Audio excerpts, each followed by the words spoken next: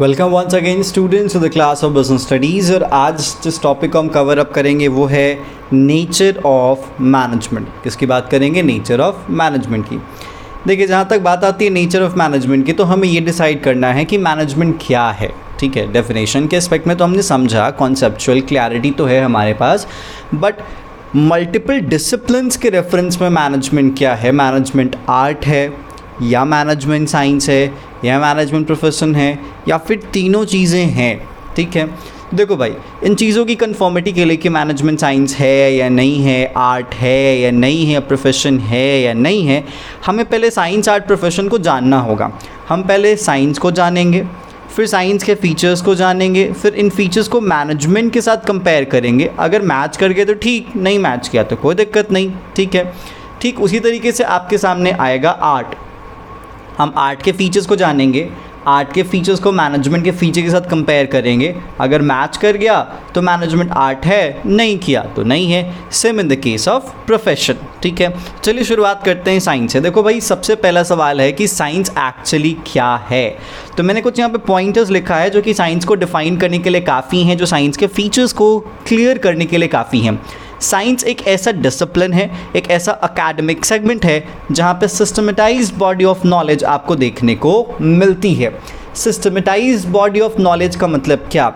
Science को पढ़ने का एक प्रॉपर तरीका है, साइंस के कंटेंट्स हैं, साइंस के प्रिंसिपल्स हैं, साइंस के रूल्स हैं, और उन सभी की एक किताब है जहाँ पे हम उस चीज़ को आराम से कवर अप करते हैं। जैसे if you want to study human anatomy, आपके पास पूरी बुक्स, आपके पास पूरा का पूरा कंटेंट अवेलेबल है। अगर आपको ह्यूमन एनाटॉमी के बारे में जानना है तो, अगर आपको ये जानना है कि जो लिविंग क्रिएचर्स हैं, जिसमें आपके जूलॉजी की स्टडी हो जाती है या बॉटनी की स्टडी हो जाती है, तो उसकी पूरी की पूरी कंटेंट डिज़ाइंड और डिफाइंड है। और इसीलिए जूलॉजी, बॉटनी, बायोलॉजी, केमिस्ट्री, इन सभी को साइंस कहा जाता है, क्योंकि केमिकल्स का साइंस क्या है भाई? केमिस्ट्री कंसिडर किया जाता है। ठीक है, फिर आपका एस्ट्रोफिजिक्स हो जाता है। तो ये कुछ जो सब्जेक्ट्स है, डिसिप्लिन हैं, क्यों? क्योंकि इनमें सिस्टमेटाइज बॉडी ऑफ नॉलेज है। हर चीज़ को तरीके से, बड़ी बारीकी से डिज़ाइन करके चीज़ों को समझाया जाता है, जहाँ से आप साइंस का ज्ञान लेके आ सकते हो। तो साइंस में सिस्टमेटाइज्ड बॉडी ऑफ नॉलेज होती है, हर चीज़ को तौर तरीके से प्रेजेंट किया जाता है with the rules and principles as well. ठीक है, साथ ही साथ जो साइंस के प्रिंसिपल्स होते हैं ना, वो एक्सपेरिमेंटेशन बेस्ड होते हैं। मतलब कोई यूं ही नहीं कह देता कि हाँ जी ये होता है या वो होता है, प्रॉपरली एक्सपेरिमेंट किया जाता है, और उस एक्सपेरिमेंट से तभी साइंस के प्रिंसिपल्स क्या किए जाते हैं, बनाए जाते हैं। ठीक है, जैसे हमें कैसे कहते हैं कि अर्थ पे ग्रेविटी है, उसके पीछे रीज़न है, क्योंकि जब तक अर्थ पे ग्रेविटी नहीं है तब तक हम यहाँ पे ऐसे कैसे? तभी तो लोग जब मून पे जाते हैं या मार्स पे जाते हैं या फिर अदर जगहों पे जाते हैं तो उनको ग्रेविटी, या फिर जो स्पेस में जाते हैं तो उनको ग्रेविटी फील नहीं होता। तो हमने एक्सपेरिमेंट किए हैं, और उसी एक्सपेरिमेंट से ही हमने साइंस के प्रिंसिपल्स को क्या किया है, मतलब बनाया है या फिर तैयार किया है।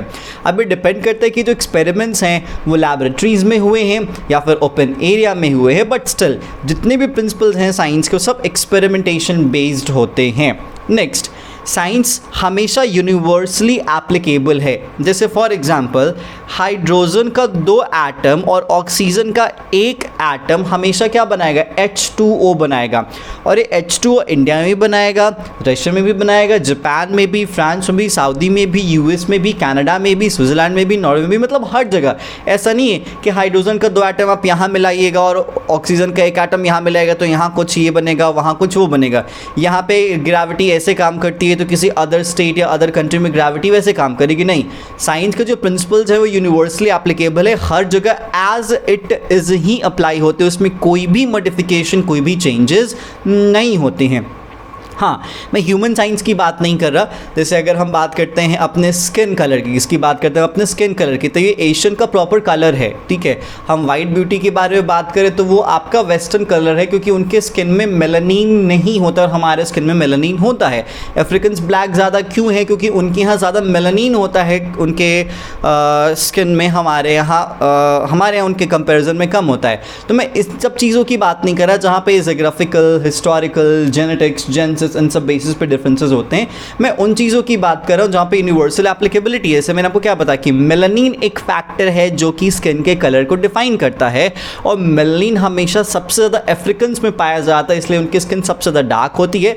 फिर उसके बाद साउथ एशियन या एशियन पीपल में पाया जाता है, और सबसे कम वेस्टर्न पीपल में पाया जाता है, यूरोपियन कंट्रीज़ में कम पाया जाता है। तो इसीलिए स्किन का कलर इंडिया में अलग तरीके से डिसाइड होता है और अफ्रीका में या वेस्टर्न कंट्रीज़ में अलग तरीके से डिसाइड होता है। क्या नहीं, मेलानिन ही एक ऐसा फैक्टर है जो कि चीज़ों को क्या करता है, अफेक्ट करता है। तो इसीलिए यहाँ पे कहा जाता है कि साइंस के जितने भी कॉन्सेप्ट्स हैं, जो प्रिंसिपल्स हैं, वो यूनिवर्सली एप्लीकेबल हैं। ऐसा नहीं कि कहीं पे साइंस कुछ और होता है तो साइंस कहीं पे कुछ और होता है, ठीक है। तो ये भैया हो गया साइंस। अब ज़रा मैनेजमेंट की बात करते हैं। क्या मैनेजमेंट में सिस्टमेटाइज बॉडी ऑफ नॉलेज है? क्या हर प्रिंसिपल्स, रूल्स के एक्सप्लेनेशंस पढ़े हुए हैं, किताबें पढ़ी हुई हैं? हाँ जी। तो जिस तरीके से साइंस एक सिस्टमेटाइज बॉडी ऑफ नॉलेज है, मैनेजमेंट भी एक सिस्टमेटाइज बॉडी ऑफ नॉलेज है। आप मैनेजमेंट का कंप्लीट एक्सपोजर या जो नॉलेज है वो किताबों में अवेलेबल है। तो यहाँ पे मैनेजमेंट और साइंस में 1 ईच आपको नज़र आएगा, 1 आपको नज़र आएगा। नेक्स्ट देखते हैं। जैसे कि मैंने आपको बताया कि जो साइंस के प्रिंसिपल्स हैं वो एक्सपेरिमेंट पे बेस्ड होते हैं। किस पे बेस्ड होते हैं? एक्सपेरिमेंट पे बेस्ड होते हैं। लेकिन जो मैनेजमेंट के प्रिंसिपल्स होते हैं ना बच्चा, वो एक्सपेरिमेंट पे तो बेस्ड होते ही होते हैं, साथ ही साथ वो लाइफ एक्सपीरियंसेस या ऑब्जर्वेशंस पे भी बेस्ड होते हैं। एक जो मैनेजर है, कौन है? एक जो मैनेजर है वो अपनी ज़िंदगी में जो भी एक्सपीरियंस करता है, जो भी ऑब्ज़र्व करता है, जो भी रियल लाइफ में जो चीज़ें वो देखता है, उसी को साइंस का क्या, उसी को मैनेजमेंट का क्या बनाता है? प्रिंसिपल बनाता है। तो साइंस के प्रिंसिपल के बनने का तरीका अलग है और मैनेजमेंट के प्रिंसिपल के बनने का तरीका अलग है। मैनेजमेंट का जो प्रिंसिपल होता है वो मैनेजर के एक्सपीरियंस, ऑब्जर्वेशन या फिर लाइफ एक्सपीरियंसेस पे बेस्ड होता है। लेकिन जो साइंस के प्रिंसिपल्स होते हैं वो एक्सपेरिमेंटेशन बेस्ड होते हैं और एक्सपेरिमेंटेशन लैबोरेटरीज में होते हैं। लेकिन मैनेजमेंट का कभी भी कोई भी प्रिंसिपल लैब में नहीं तैयार किया जाता, वो रियल लाइफ, रियल सिचुएशन में ही आपको देखने को मिलता है। तो प्रिंसिपल्स में आमतौर पर यहाँ पे पार्शियली करेक्ट आप देख सकते हो कि जो मैनेजमेंट का प्रिंसिपल है सर वो भी एक्सपेरिमेंट पे ही बेस्ड होता है, बट वहां पे एक्सपेरिमेंट का तरीका अलग होता है और साइंस में एक्सपेरिमेंट का तरीका क्या होता है? अलग होता है। तो यहां पे आप कह सकते हो कि जो सेकंड वाला फीचर है वो मैनेजमेंट से पार्शियली मैच करता है, कंप्लीटली मैच नहीं करता है, ठीक है। नेक्स्ट, अब बात आती है यूनिवर्सल एप्लीकेबिलिटी की, कि जो साइंस के जो सारे कॉन्सेप्ट्स हैं, जो रूल्स, रेगुलेशंस, प्रिंसिपल्स, ऑब्जर्वेशंस, सब एज इट इज़ पूरी दुनिया में सेम अप्लाई होता है। लेकिन क्या मैनेजमेंट में ऐसा होता है? Not at all. इंडिया में मैनेजमेंट का तरीका अलग है, जापान में मैनेजमेंट का तरीका अलग है, यूएस में अलग है, स्विट्ज़रलैंड में अलग है। जैसे यहाँ पे अगर बेसिक से मैं बात करता हूँ, बेसिक से मैं बात कर रहा हूँ कि अगर आप यूपी बिहार में जाते हो और एक आईएएस ऑफिसर्स को देखते हो, एक बेसिक सा केस स्टडी जो कि मैंने डील करा था उसके बारे में बता रहा हूँ कि अगर आप यूपी बिहार में हो और अगर आप आईएएस ऑफिसर्स को देखते हो तो उनके साथ एकदम पूरी एक गाड़ी आगे, एक गाड़ी पीछे, पुलिस ऑफिसर्स, गनर्स, एकदम पूरी प्रोटेक्शन, सिक्योरिटी होती है। लेकिन यही चीज़ आप गुजरात में चले जाओ, ठीक है, आपको आईएएस बेचारा अपने बस एक पीए और एक नॉर्मल गार्ड के साथ दिखेगा और उसके लिए कोई भी रोड खाली करवाने की जरूरत नहीं होती कि हाँ जी आईएएस साहब आ गए, डीएम साहब आ गए, एसडीएम साहब आ गए, ठीक है। तो यहाँ पे मैनेजमेंट का तरीका अलग है, यूपी में मैनेजमेंट का तरीका अलग है और गुजरात में अलग है। यूपी में क्यों? क्योंकि अब भाई कलेक्टर साहब निकले हैं, डीएम साहब निकले हैं, तो पता नहीं लौटेंगे कि नहीं लौटेंगे, तो उनके लिए 12-15 लोग जाते हैं ताकि उनको सही सलामत लेके आए, क्योंकि क्राइम फैक्टर है यूपी में, बिहार में। लेकिन गुजरात में ऐसा नहीं है। गुजरात में बंदा है बेचारे एक अपने पीए और एक गार्ड के साथ निकला, कंफर्म है कि गुजरात में आएंगे, क्योंकि गुजरात में वहाँ पे क्राइम का एज सच कोई ज़्यादा ब्यूरोक्रेटिक इशू नहीं है। तो इसलिए आपको यहाँ पे साफ साफ दिखता है कि अपने ही कंट्री में दो अलग अलग स्टेट्स की बात कर रहे हैं और उन दो अलग अलग स्टेट्स में ब्यूरोक्रेटिक मैनेजमेंट क्या है, अलग अलग है। तो कंक्लूजन ये इस एग्जाम्पल से निकलता है कि जो मैनेजमेंट के प्रिंसिपल, जो अप्रोच, जो वे हैं, वो यूनिवर्सली एप्लीकेबल नहीं है। आप एक एग्जांपल और देख सकते हो कि अगर इंडिया में कोई सोए काम पे तो उसको कामचोर कहा जाएगा, लेकिन अगर कोई जापान में सोता है काम पे तो बेसिकली उसको एक रिस्पेक्ट के नज़र से देखा जाता है, करे भाई देखो कितना मेहनत किया, मेहनत करते करते बेचारा नींद आ गया, थक के सो गया। तो ये बेसिक सा फंडा है। तो इसीलिए यहाँ पे मैनेजमेंट का जो ये वाला फीचर है यूनिवर्सली एप्लीकेबल साइंस का, मैनेजमेंट से टैली नहीं करता है। हर जगह अलग अलग तरीका होता है। हमारे यहाँ इट्स लाइक कि विरोध जताने के लिए अगर कोई ट्रेड यूनियन अपने एम्प्लॉयर से या मैनेजमेंट से ज़्यादा पैसा मांगता है तो काम करना ही बंद कर देते हैं, ठीक है, इसलिए कि हमारी मांगे पूरी करो, फैक्ट्री वैक्ट्री सब जला देते हैं। हाल फिलहाल में आप देखोगे एप्पल फैक्ट्री के साथ यही होता है, एप्पल जो आईफोन बनाती है उसके साथ यही हुआ था, ठीक है।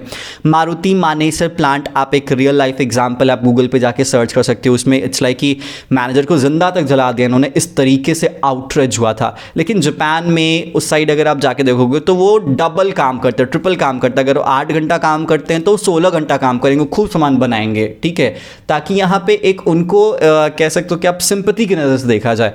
तो हमारे यहाँ आउटरीच का तरीका अलग है, उनके यहाँ आउटरीच का तरीका अलग है, हमारे यहाँ आउटरीच को मैनेज करने का तरीका अलग है, उनके यहाँ आउटरीच को मैनेज करने का तरीका अलग अलग है। That's why the universal applicability feature of science is not tally completely with management at all. So conclusion क्या निकलता है बच्चा साफ साफ? सर फर्स्ट वाला तो 1 ईच था, सेकंड वाला हाफ ईच था, थर्ड वाला तो कुछ नहीं हुआ, 0-0 दोनों साइड हो गया। तो इस केस में ये कहना कि क्या मैनेजमेंट साइंस है? Completely not at all. Management completely science नहीं है, मैनेजमेंट क्या है? सॉफ्ट साइंस है। मैनेजमेंट एक इम्परफेक्ट साइंस है, मैनेजमेंट परफेक्ट साइंस नहीं है। So this is the overall funda of nature of management, as management science है या मैनेजमेंट साइंस नहीं है। क्लियर क्या? तो ये तो हो गया आपका नेचर ऑफ मैनेजमेंट में साइंस का फंडा।